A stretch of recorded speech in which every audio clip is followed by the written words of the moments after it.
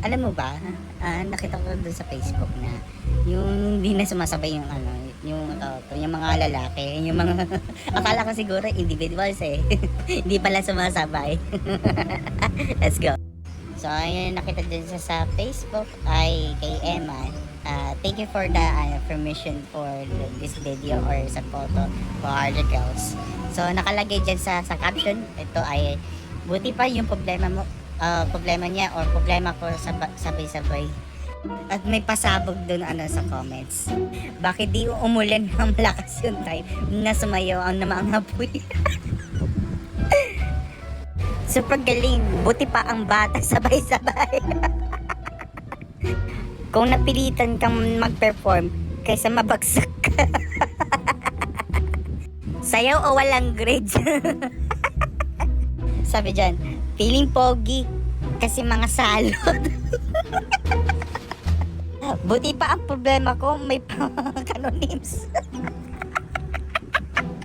Yung music na nag-adjust, naghahabol sa inyo. Butik na makasabay-sabay. Talo pa to, ito na mga daycare sumayaw. Okay lang hindi magsabay-sabay. Life is not a race. Dance at your own pace. I support. Mga walang kwentang panoorin. Magaling pa dyan pamangkin kung sumayaw. Parang walang mga kakaikinain. Halata mga tamad, umattend ng practice eh. At minsan na lang matuloy yung practice, mga late pa. Langgam pa ng formation. Absent ata lahat. Aha. Nice move. Pinagpraktisan ng matagal yan. Kanya-kanya ba talaga yan? Sayang outfit nyo. Sabi daw, individual grading siguro to. Ahirin ko po. No ba yan hindi sabay-sabay? Sakit nyo sa bangs. Remix na sa sasayaw. Kulang angot luga, balakubak, langit, mutat, tutupi, plema, blackheads. Ang hirap kasi sa kabataan. Ngayon di ko makain yan. May mga sariling mundo. O nga no? Group performance pero individual ang grade. Kaya kanya-kanya sila ng sayaw.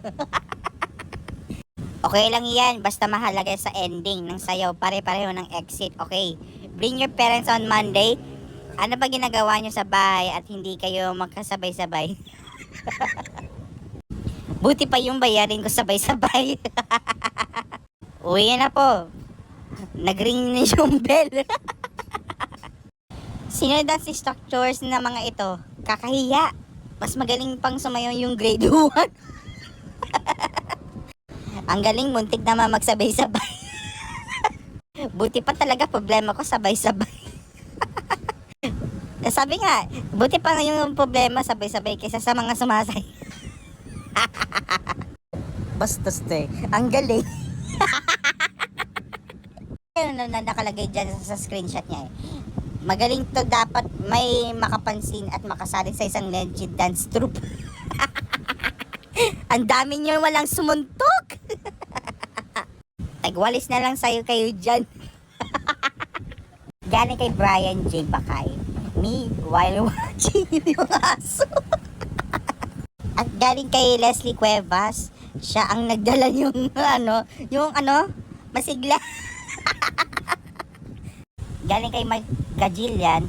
Delay lang po yung sounds. Pasensya na.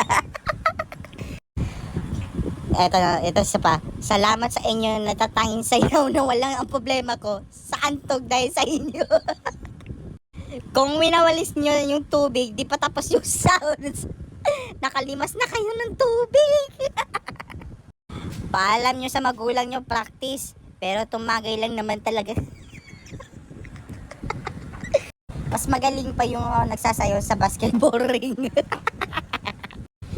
Ang susunod na programa ay Rated SPG, scripted at pagkukunwaring galawan. Ang iyong pong matutunghayan eksena ay katang-isip lamang o sa madaling sabi ay gawa-gawa lamang upang kanilang pagkakakitaan. Patubay na kaisipan ay kailangan Huwag maniniwala sa mga vlogger na yan dahil lahat ng lumalabas sa kanilang bibig ay pawang kasinungalingan lamang upang kanilang pagkapirahan. Sabi daw, Lord, bigyan niyo po sila ng karagdagan talent, sense of discipline, synchronicity and coordination. Amen. Ay, nako po.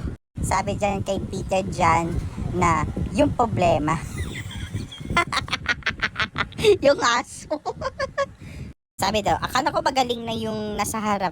Mas magaling pa pala yung nasa likod niya. By the way, sabi ng tito ko, nice performance daw. Sobrang napa-wow daw siya. Dagdagan ko pa sana to comment ko. Kaso na tayo.